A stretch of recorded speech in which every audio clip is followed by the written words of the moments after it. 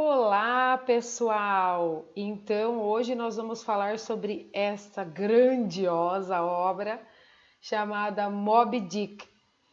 1851 é o ano em que ela foi publicada.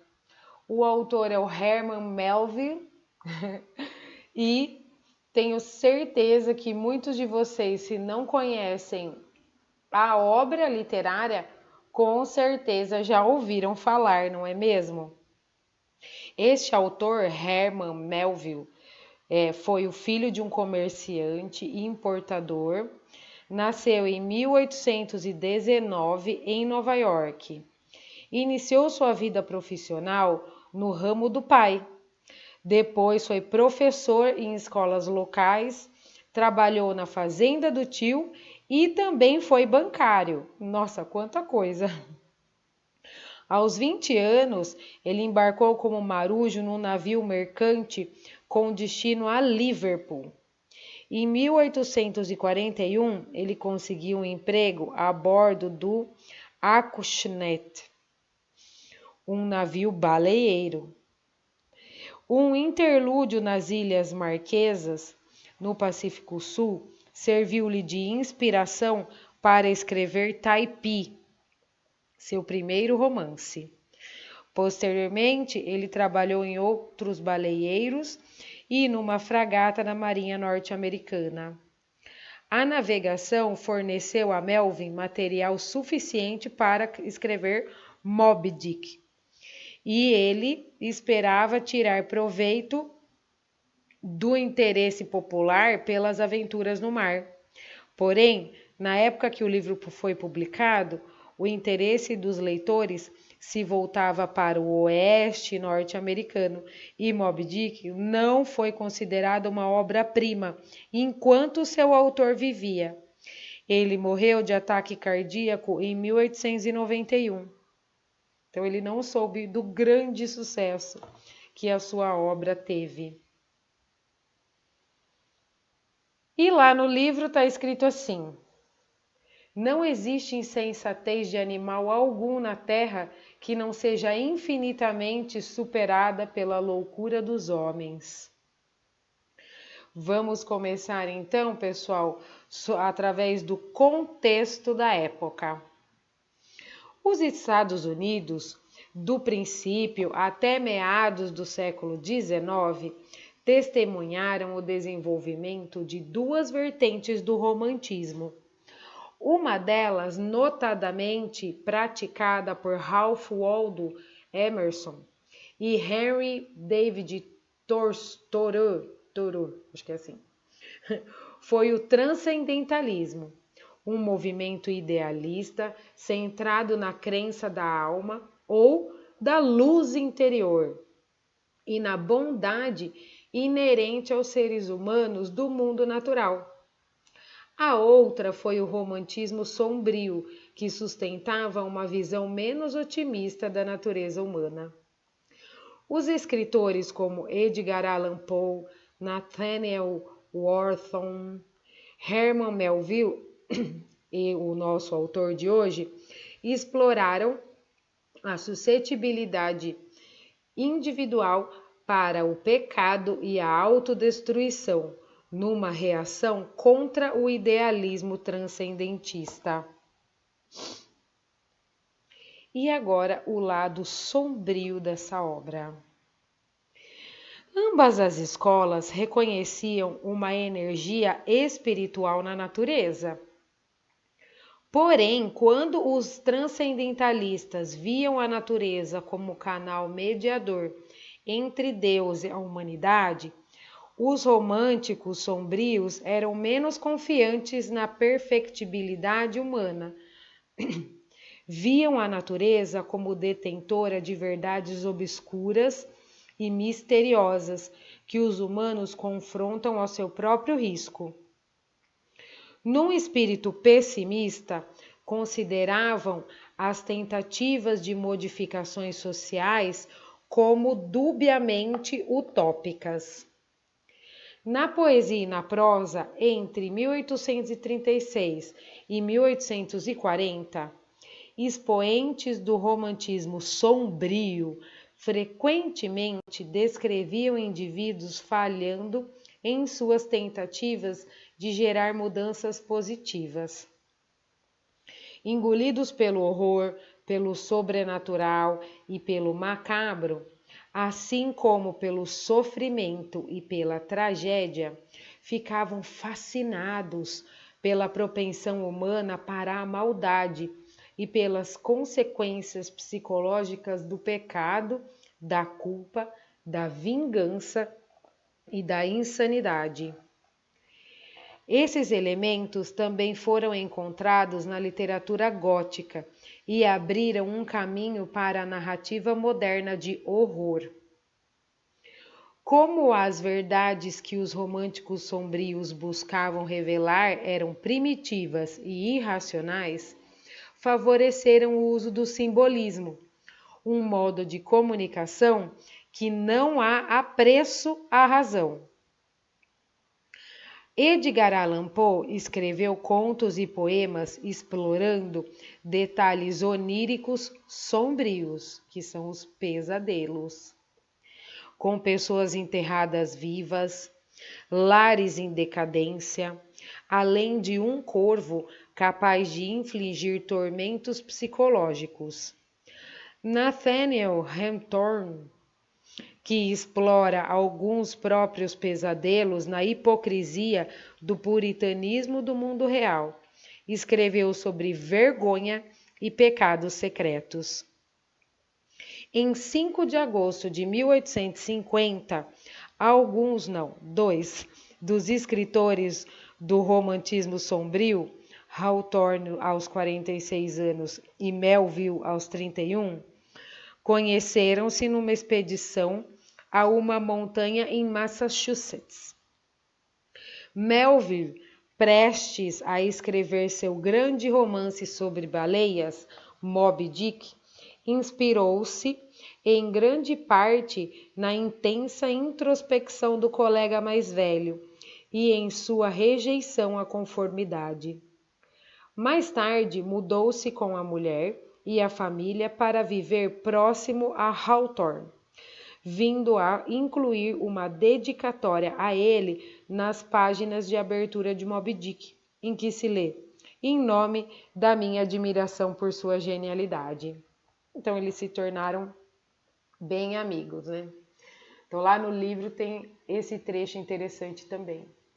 Tudo que destrói o rigor e endurece o cérebro, tudo que há de sutilmente demoníaco na vida e no pensamento, em suma, toda a maldade, para Raabe, se tornava visível, personificada e passível de ser enfrentada em Moby Dick. A busca pela vingança. Rico em linguagem, circunstâncias, personagens e simbolismo, além de apresentar uma extraordinária profundidade e amplitude de conhecimento sobre o mundo marítimo, Moby Dick, ou A Baleia, é o primeiro grande épico ficcional norte-americano. Trata-se de um livro guiado por uma intensa ambição literária. A partir de sua famosa abertura, "Chamem-me Ismael", o leitor é levado pela busca do narrador em encontrar sentido no novembro úmido e chuvoso de sua alma. De fato, a busca de Ismael é igualada por uma aventura obsessiva e definitivamente trágica, conduzida por Raabe, o capitão do navio baleeiro Pequod, à medida que vasculha os mares à procura do gigante cachalote albino conhecido como Moby Dick, que lhe arrancou parte de uma das pernas. Raabe, um homem zarrão, impiedoso como um deus, percorre o couvés, socando o chão com sua prótese feita de osso de baleia, emanando um carisma satânico.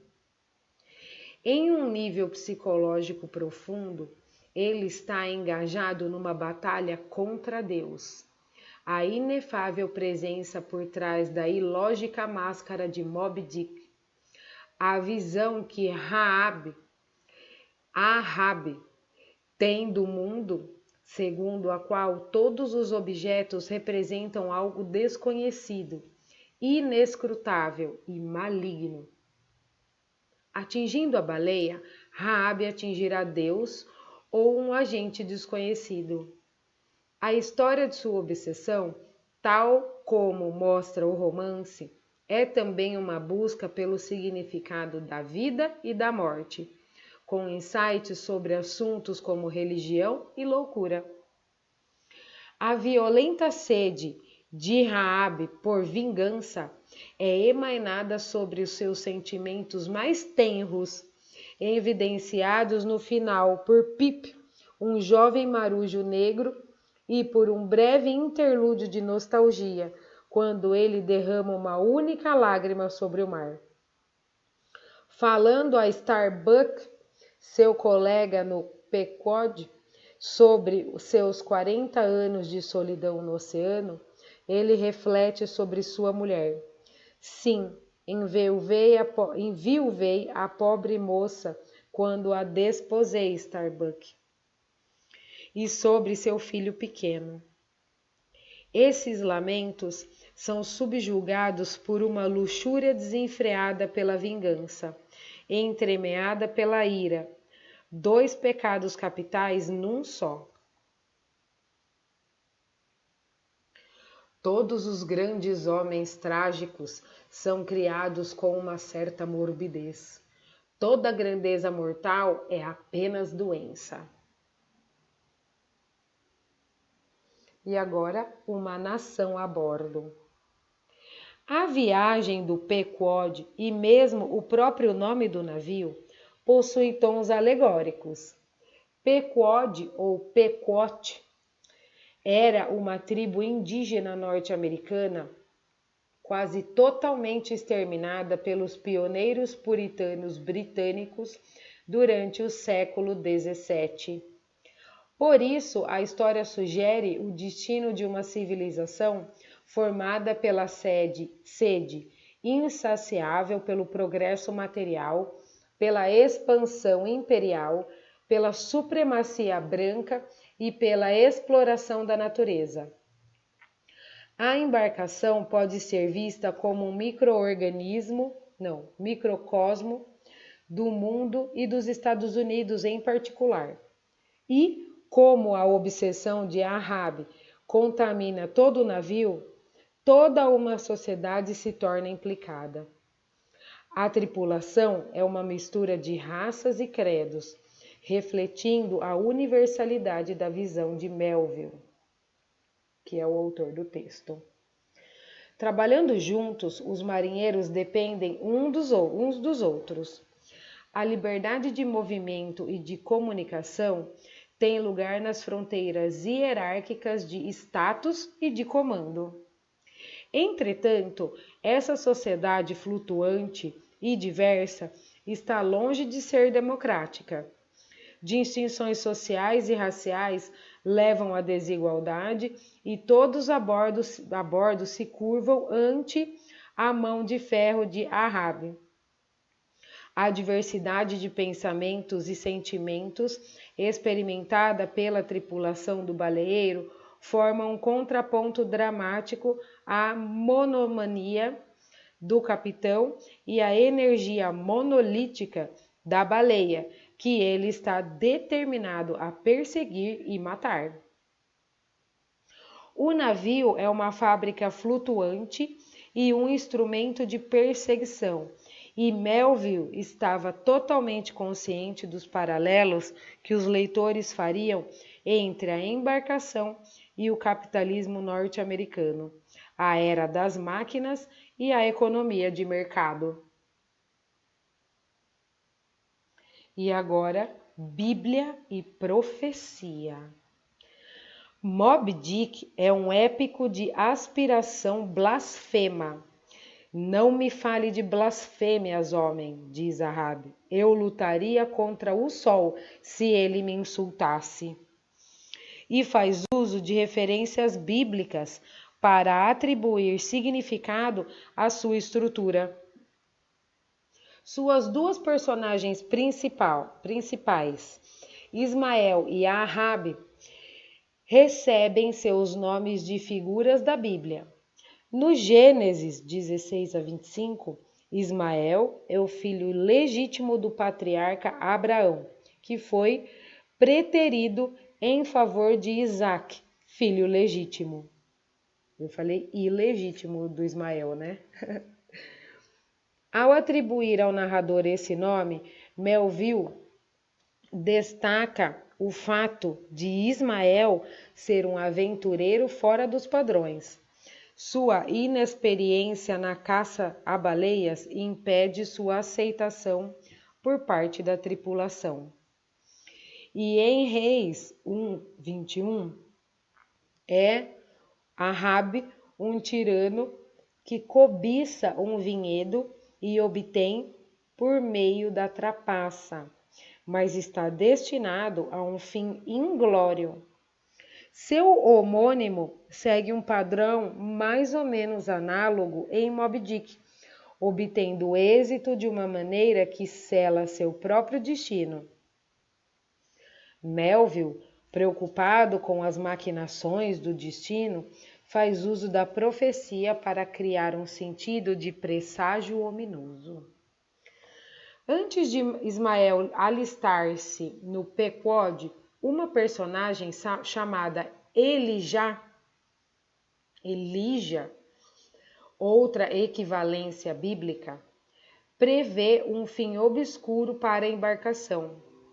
Mais tarde, uma profecia de Fedalá, um arpoador, antevê as etapas finais da trajetória da narrativa.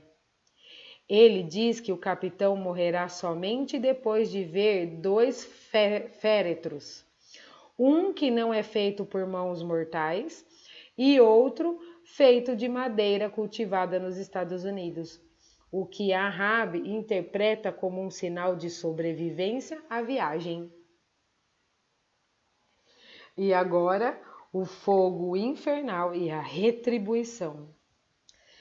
Depois de conhecer o arpoador Queequeg, Ismael comenta asperamente: é melhor dormir com um canibal sóbrio do que com um cristão bêbado. Essa depreciação da ortodoxia cristã, bem como de outras religiões, aparece ao longo do romance. Reunindo a tripulação ao convés, Arabe obriga os 3 arpoadores pagãos a beber na cabeça dos seus arpões, numa cena que faz lembrar uma missa sacrílega. Ele os chama de cardeais e seus receptáculos com bebidas de cálices, forçando-os a jurar Moby Dick de morte. Mais tarde, para a ponta de um arpão suja de sangue que ele pretende usar para espetar a baleia, ele declara: eu o batizo não em nome do Pai, mas em nome do demônio. Uma frase que Melville descreveu para Hawthorne como um lema secreto do livro. Ele escreveu ao colega escritor afirmando que havia criado um livro maldito e, uma carta anterior, ele disse que seu romance era inflamado pelo fogo infernal.